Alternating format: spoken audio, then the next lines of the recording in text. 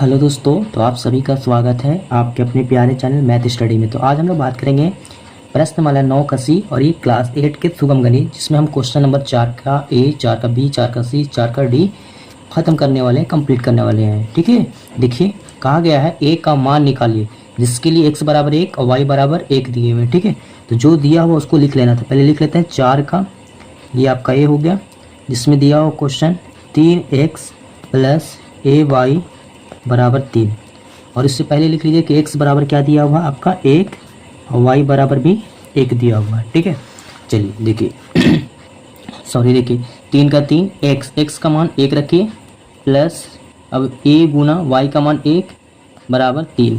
अब इसमें गुना किए 3 एकम 3 प्लस a को a में की जगह तो a बराबर 3, a बराबर 3 प्लस में है तो माइनस में, a बराबर 3 में से 3 जाएगा तो 0, तो मतलब यानी x यहाँ पे 0 आ जाएंगे a का मान। ठीक है, 3 मतलब कि 4 का a वाला में। ठीक है, देखिए बच्चों क्वेश्चन नंबर अब 4 का b पे बात करते हैं। देखिए दिया हुआ 4 का b में क्वेश्चन क्या है, देखिए 2ax, तो पहले लिख लेते हैं 2ax माइनस में y दिया हुआ है बराबर 5। सभी में रखना है x बराबर 1 और y बराबर भी 1 रखना है। ठीक है, देखिए 2 का 2, a का a, x का मान 1 रखिए माइनस y का भी मान 1 रखिए बराबर 5। 2 को a में 1 की जगह 2a को 1 में गुना कर 2a बराबर 5 माइनस से प्लस में 1, 2a बराबर 5 और 1 6, यानी a बराबर 6 गुना में तो भाग में 2 तिहाई 6, मतलब कि a का मान कितना हो जाएगा बच्चों 3, आपका करेक्ट आंसर हो जाएंगे। ठीक है, तो ये आपका करेक्ट आंसर 4 का बी हो जाएंगे।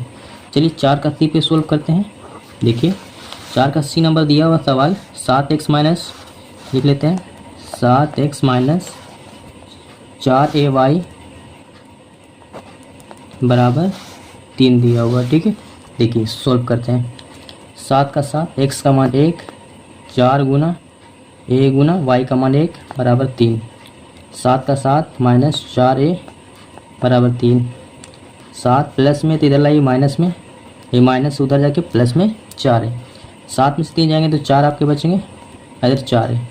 4 का 4 गुना में 3 नीचे लाएंगे तो भागा में बराबर, इधर क्या बचेंगे सिर्फ a।